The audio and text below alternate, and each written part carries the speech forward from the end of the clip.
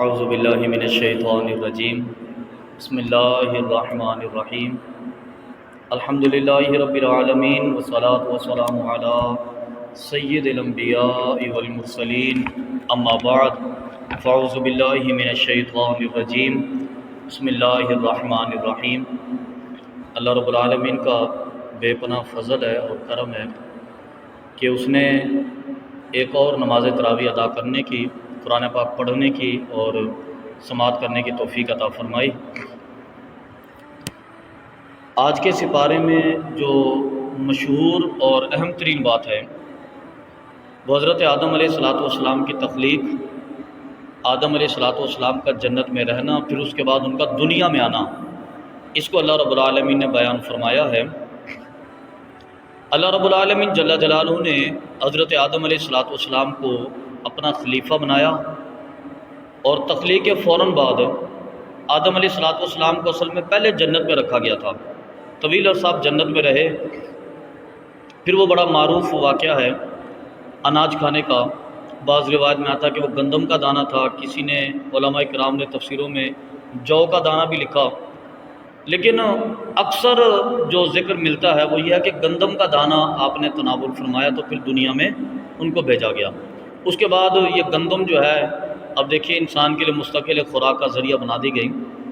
جب حضرت آدم علیہ السلام کو تخلیق کیا تو اس کے بعد اللہ رب العالمین نے آدم علیہ السلام کو فرشتوں اور جنوں کے سامنے پیش کیا۔ آدم علیہ السلام کی تخلیق سے پہلے فرشتے باقاعدہ ایک مخلوقی شکل میں تھے اور جن بھی ایک مخلوقی صورت میں موجود تھے۔ اس کے بعد اللہ تبارک و تعالیٰ نے انسان کو پیدا فرمایا۔ اب جب حضرت آدم علیہ السلام کی تخلیق ہوئی، اس کے بعد اللہ رب العالمین نے فرشتوں کے سامنے پیدا کیا، فرشتوں کے سامنے جب ان کو ظاہر کیا تو تمام فرشتوں کو حکم دیا کہ جب آدم علیہ السلام تمہارے سامنے آئے تو تم نے مل کر آدم علیہ السلام کو سجدہ کرنا ہے۔ اللہ رب العالمین نے ان الفاظ میں ذکر کیا کہ وَلَقَدْ خَلَقْنَاكُمْ ثُمَّ صَوَّرْنَاكُمْ ثُمَّ قُلْنَا لِلْمَلَائِكَةِ اسْجُدُوا لِآدَمَ، اور تحقیق ہم نے پیدا کیا تمہیں، پھر تمہاری شکل بنائی، صورت بنائی، تصویت بنائی۔ ثُمَّ قُلْنَا لِلْمَلَائِكَةِ اسْجُدُوا لِآدَمَ، پھر ہم نے فرشتوں سے فرمایا کہ آدم علیہ السلام کو سجدہ کرو۔ فَسَجَدُوا إِلَّا ابلیس، تمام نے مل کر سجدہ کیا سوائے ابلیس کے۔ اب اس آیت مبارکہ کو پڑھنے کے بعد یا اور بھی جہاں پر اللہ رب العالمین نے قرآن پاک میں ذکر کیا، پہلے سپارے میں بھی ذکر ہوا، 23ویں پارے میں بھی ذکر ہوا، دوسرے مقامات پر بھی ذکر ہوا، جہاں اللہ رب العالمین نے ذکر کیا نا، اس کو پڑھتے ہی فوراً ذہن میں تصور آتا ہے کہ ابلیس آیا فرشتوں میں سے تھا؟ اللہ رب العالمین نے فرمایا نا کہ للملائکۃ اسجدوا لآدم، اللہ نے فرشتوں سے کہا تھا کہ آدم کو سجدہ کرو، فسجدوا، سب نے سجدہ کیا، الا ابلیس، سوائے ابلیس کے۔ تو ذہن میں فوراً ایک تصور آتا ہے کہ ابلیس جو ہے وہ فرشتوں میں سے تھا، لیکن اللہ رب العالمین نے اس کی وضاحت قرآن پاک میں ایک اور مقام پر کی، فرمایا کہ کان من الجن، وہ کون تھا؟ وہ جنوں میں سے تھا، وہ فرشتہ نہیں تھا۔ کان من الجن ففسق عن امر ربہ، اس نے اپنے رب کے حکم سے پھر منہ پھیر لیا۔ تو ابلیس جو ہے یہ در حقیقت تھا جنوں میں سے، لیکن اپنے علم کی وجہ سے، اپنے تقوی کی وجہ سے اور اپنی عبادت کی وجہ سے اس کو اتنا عرفہ مقام ملا تھا کہ یہ جنوں سے نکل کر فرشتوں میں جا کے بیٹھتا تھا۔ ٹھیک ہے، یہ اپنے تقوی کی وجہ سے، اپنی عبادت کی وجہ سے اور اپنے علم کی وجہ سے، علم انسان کو معراج عطا کرتا ہے، تقوی انسان کو عروج عطا کرتا ہے، اور اس سے انسان کے درجات بلند ہوتے ہیں۔ آپ اسے اندازہ فرمائیے کہ ابلیس کو فرشتوں میں سے جنوں میں سے نکال کر جا کر فرشتوں میں، اور پھر فرشتوں میں بھی وہ جبریل امین کے ساتھ، حضرت اسرائیل کے ساتھ، عزازیل کے ساتھ، میکائیل کے ساتھ، اسرافیل کے ساتھ، یہ جو فرشتوں کے سردار تھے یہ ان کے ساتھ اٹھتا بیٹھتا تھا۔ ان کا اتنا بڑا اس کو عروج مل چکا تھا، لیکن جب اللہ رب العالمین کے حکم سے اس نے انکار کیا، اور جگہ پر ذکر ہوا کہ ابا واستکبر، اس نے تکبر کیا، اس نے انکار کیا، تو اس انکار کی وجہ سے اللہ رب العالمین نے اس کو پھر نکال دیا۔ لم یکن من الساجدین، فرمایا کہ وہ سجدہ کرنے والوں میں سے نہیں تھا۔ قال ما منعک الا تسجد اذ امرتک، اللہ رب العالمین نے سوال کیا کہ جب میں نے تمہیں حکم دیا تھا سجدہ کرنے کا تو کس چیز نے تمہیں روکا؟ تو نے کیوں سجدہ نہیں کیا؟ قال انا خیر منہ، اس نے کہا میں تو آدم سے بہتر ہوں۔ بہتر ہونے کی کیا وجہ؟ خلقتنی من نار و خلقتہ من طین، مجھے آگ سے پیدا کیا اس کو مٹی سے۔ تو فقہاء نے فرمایا کہ چونکہ آدم کی تخلیق مٹی سے ہوئی تھی اور ابلیس کی تخلیق آگ سے ہوئی تھی، جس چیز سے تخلیق ہوتی ہے نا، اس کی سرشت، اس کی فطرت، اس کی طبیعت اس بندے کے مزاج کے اندر پائی جاتی ہے۔ اب مٹی کو اٹھائیں نا، اگر اسے یہاں تک لانے کے بعد اگر چھوڑے تو وہ نیچے کی طرف جاتی ہے، تو مٹی کے مزاج کے اندر گراوٹ ہوتی ہے۔ تو اس لیے اللہ تبارک و تعالیٰ نے انسان کے مزاج میں عاجزی کو رکھا، اور آگ کا شعلہ جیسے ہی آپ اسے بھڑکاتے ہیں وہ اوپر کی طرف نکلتا ہے، اس میں تکبر ہوتا ہے، اس کے اندر بڑائی ہوتی ہے، تو اس لیے شیطانوں کے اندر بڑائی ہوتی ہے۔ اللہ رب العالمین بڑائی کو پسند نہیں فرماتا، اللہ عاجزی کو پسند فرماتا ہے۔ اس لیے جیسا کہ علماء نے یہ ذکر کیا کہ بندہ حالت سجدہ میں جتنا رب کے قریب ہوتا ہے نا، اتنا کسی اور عبادت میں نہیں ہوتا۔ اس کی کیا وجہ ہے حالت سجدہ میں اتنا قریب ہونے کی؟ حالت سجدہ میں اتنے قریب ہونے کی اصل وجہ یہ ہے کہ بندہ عاجزی کی انتہا پر ہوتا ہے۔ سجدے میں اس سے زیادہ عاجزی کا تصور ہی نہیں ہے کہ بندے نے اپنی جبین نیاز خدا کی بارگاہ میں رکھ دی زمین پر، اور زمین پر رکھنے کے بعد پھر وہ کہتا کہ سبحان ربی الاعلیٰ، اے میرے مالک میں انتہائی عاجزی میں جا کر کہتا ہوں کہ تو سب سے بڑا ہے۔ وہ وہاں پر بیٹھ کر کہتا ہے کہ سبحان ربی العظیم، اے میرے مالک میں انتہائی عاجزی کے اندر جا کر اظہار کرتا ہوں کہ تو سب سے بڑی عظمت والا ہے۔ جب بندہ اس مقام پر جا کر خدا کی عظمت کو بیان کرتا ہے تو پھر اس سے زیادہ فضیلت والی عبادت بھی خدا کی بارگاہ میں نہیں ہوتی۔ اور فرمایا یہ جیسا کہ آقا علیہ السلام کی حدیث ہے، سرکار نے فرمایا کہ حالت سجدہ میں بندہ ڈائریکٹ اپنے رب سے ہم کلام ہوتا ہے۔ گویا کہ انسان کے اور اللہ کے ہم کلام ہونے کے درمیان میں کوئی فرق نہیں ہوتا، واسطہ نہیں ہوتا، بلکہ ڈائریکٹ انسان کا کلام اللہ کی بارگاہ میں پہنچتا ہے، اور اللہ کی رحمتیں ڈائریکٹ انسان پر نازل ہوتی ہیں بغیر کسی واسطے کے۔ اس کی وجہ یہ ہوتی ہے کہ انسان وہاں پر عاجزی میں اپنا کمال دکھاتا ہے۔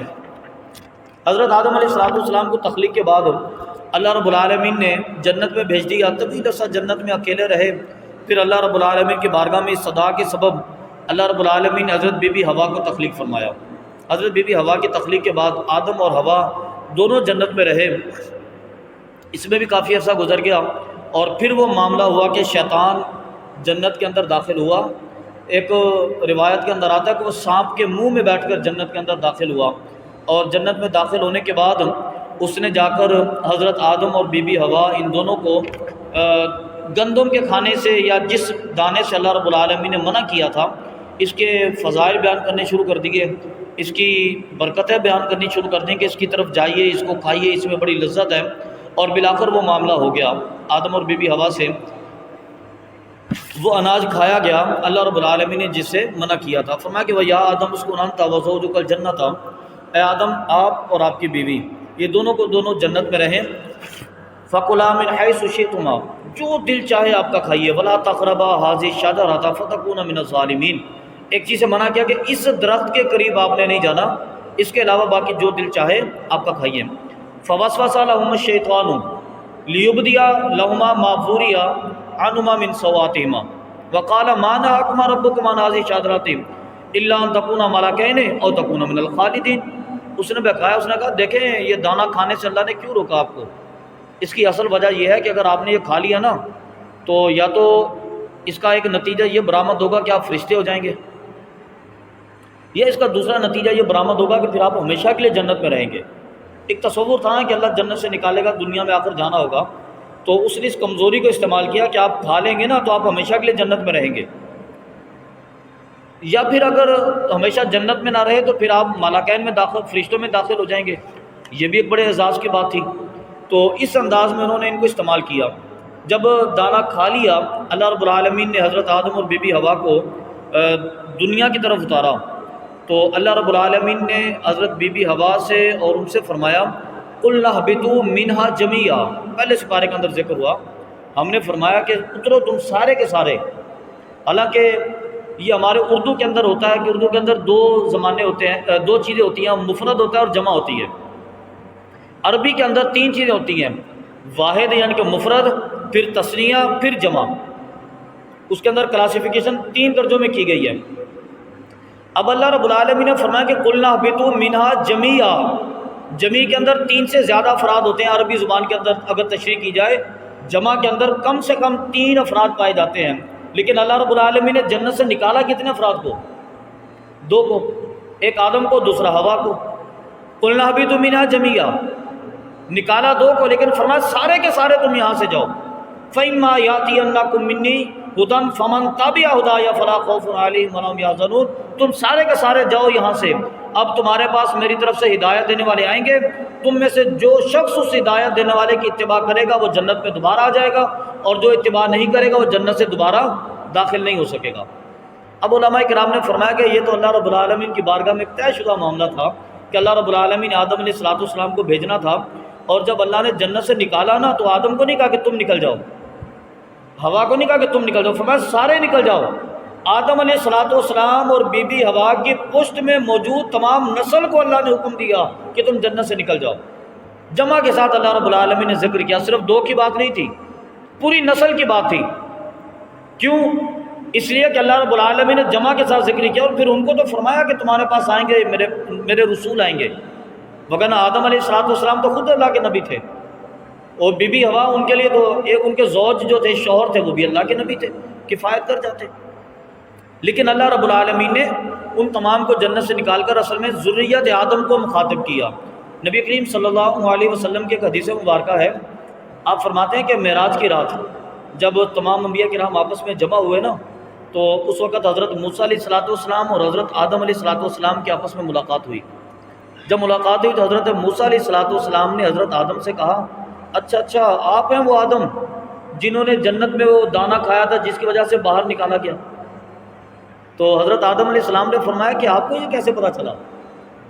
یہ تقریری انداز میں ذکر کر رہا ہوں کہ آپ کو کیسے پتہ چلا کہ ہم نے دانہ کھایا تھا اور ہم جنت سے نکالے گئے؟ حضرت موسیٰ علیہ السلام نے کہا کہ میں نے اپنی کتاب تورات میں پڑھا ہے، اللہ رب العالمین نے آپ کا پورا واقعہ تفصیل سے ذکر کیا وہاں پر، میں نے پڑھا ہے وہاں پر۔ حضرت آدم نے پوچھا کہ تورات کب لکھی گئی؟ فرمایا کہ تمام کائنات کی تخلیق سے پہلے لکھی گئی۔ تو آدم علیہ السلام نے فرمایا کہ میرے پیدا ہونے سے پہلے اللہ نے تورات میں لکھ دیا تھا کہ میں یہ کروں گا، اور تم اس کا الزام مجھ پہ دے رہے ہو۔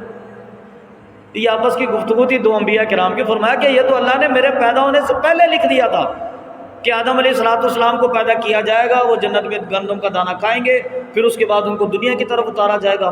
تو جب اللہ رب العالمین نے میری تخلیق سے پہلے تحریر کر دیا تھا تو آج آپ اس کی بات میری طرف کیوں منسوب کرتے ہیں؟ یہ تو اللہ نے تقدیر میں مقدر کیا تھا۔ اب آدم علیہ السلام کو دنیا میں بھیجنے کے بعد ایک مقابلے کی فضا پیدا ہو گئی۔ حضرت آدم علیہ السلام اور ابلیس ان کا ٹکراؤ ہو گیا، شیطان کا آپس میں ٹکراؤ ہو گیا۔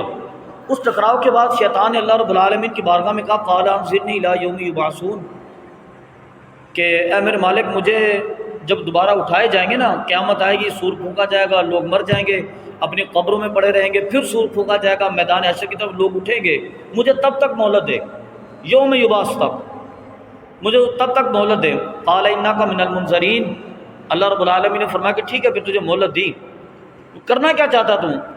قال فبما اغویتنی لاقعدن لهم صراطک المستقیم، حالانکہ سجدہ اس نے خود نہیں کیا تھا، لیکن وہ کہتا ہے کہ اس سبب سے کہ تو نے مجھے بہکا دیا نا، مجھے راستے سے ہٹا دیا، مجھے نکال دیا فرشتوں میں سے، لاقعدن لهم صراطک المستقیم، میں بنی آدم کے راستے میں بیٹھوں گا، ان کو بہکاؤں گا، ان کو لڑاؤں گا آپس میں، ثم لآتینہم من بین ایدیہم ومن خلفہم وعن ایمانہم وعن شمائلہم ولا تجد اکثرہم شاکرین، پھر میں ان کے آگے، ان کے پیچھے، ان کے اوپر سے، ان کے نیچے سے، ہر طرف سے حملے کروں گا، اور میں یہ کہتا ہوں کہ ولا تجد اکثرہم شاکرین، کہ میں ان پر ایسا اثر ڈالوں گا کہ ان میں سے اکثر بندے تیرا شکر ادا نہیں کریں گے۔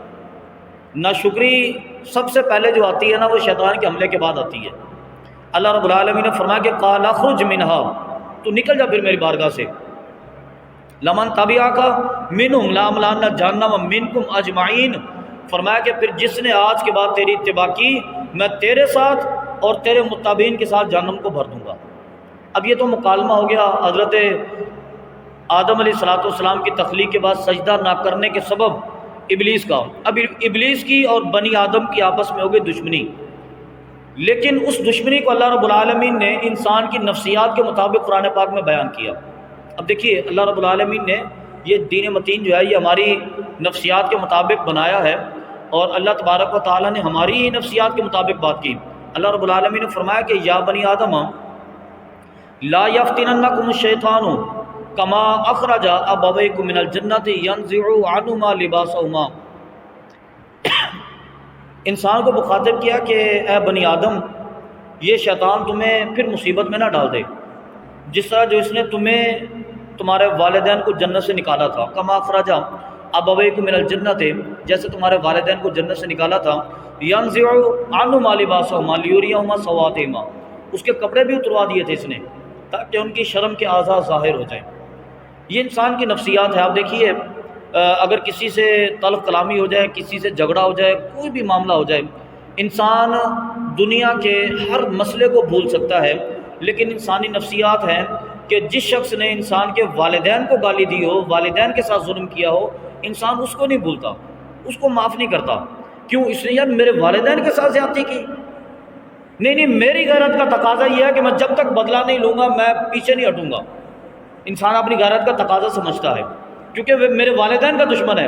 اللہ رب العالمین نے اسی فطرت کو استعمال کیا، یا بنی آدم لا یفتننکم الشیطان کما اخرج ابویکم من الجنۃ، یہ تمہارے ماں باپ کا دشمن ہے، اس نے تمہیں جنت سے نکالا تھا، تمہارے والدین کا لباس اتروا دیا تھا، تمہارے والدین کے شرم کے اعضاء اس نے ظاہر کروا دیے تھے، تو یہ تمہارے ماں باپ کا دشمن ہے، تم اس سے یاری لگا کے نہ بیٹھ جانا، اس کے ساتھ تعلق بنا کے نہ بیٹھ جانا، اس کے ساتھ دوستی لگا کے نہ بیٹھ جانا، اس کے ساتھ مخالفت کا رشتہ رکھنا، اس کے ساتھ دشمنی کا رشتہ رکھنا۔ اللہ رب العالمین نے انسان کی نفسیات کو اس انداز میں استعمال کیا کہ تمہارے ماں باپ کا دشمن ہے، تم اس کے یار بنے پھرتے ہو، تم کہتے ہو کہ یہ ہمارا دوست ہے، اس کی اتباع کرتے ہو اللہ کے دین کو چھوڑ کر، اس کی اتباع کرتے ہو اللہ کے راستے کو چھوڑ کر، یہ تو تمہارے ماں باپ کا دشمن ہے، تمہارا بھی دشمن ہے۔